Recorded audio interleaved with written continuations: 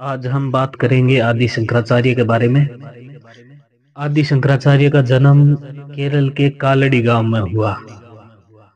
इनके जो जन्म का समय है, इतिहासकारों का अलग अलग मतभेद है। कई इतिहासकारों का कहना है कि इनका जन्म ईसा से पूर्व हुआ, कई इतिहासकारों का कहना है कि इनका जन्म ईसा के बाद हुआ। इनकी माता का नाम वशिष्ठा देवी और पिता का नाम शिव गुरु था।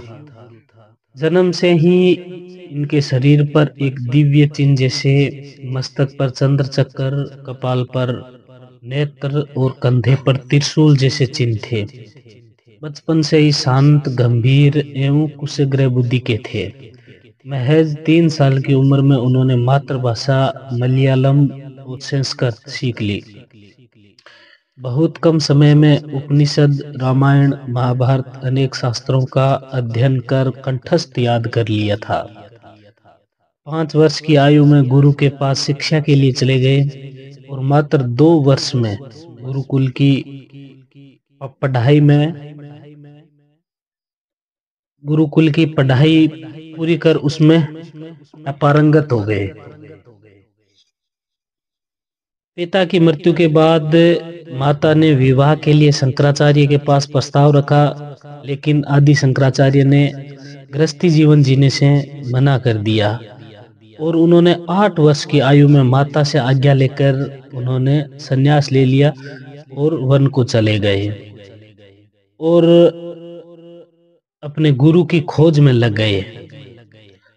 नर्मदा नदी के तट पर ओंकारनाथ स्थान पर गोविंदा पाद स्वामी नाम के एक महान योगी ने उन्हें अपना शिष्य बनाया और उन्हें ब्रह्म ज्ञान दिया और मात्र 3 वर्ष की आयु में उन्होंने हठ योग, राजयोग और ज्ञान योग की शिक्षा प्राप्त कर योग सिद्धि हासिल कर ली। मणिकर्णिका घाट पर शंकर भगवान ने आदि शंकराचार्य को दर्शन दिए और उनके सामने चारों वेदों का प्रचार करने के लिए आदि शंकराचार्य को कहा कि वो पूरे भारतवर्ष में वेदों का प्रचार करे।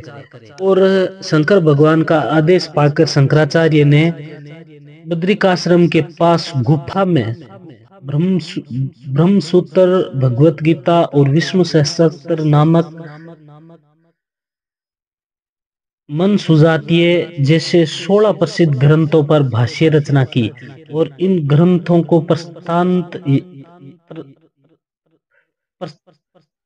प्रस्थानत्रय नाम से जाना जाता है।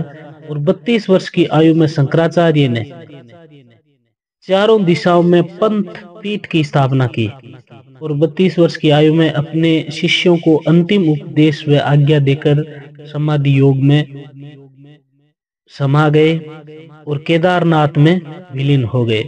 ये था शंकराचार्य का पूरा जीवन, जिन्होंने पूरे भारत में सनातन की अलग जगाई और वेदों का ज्ञान पूरे भारत में दिया।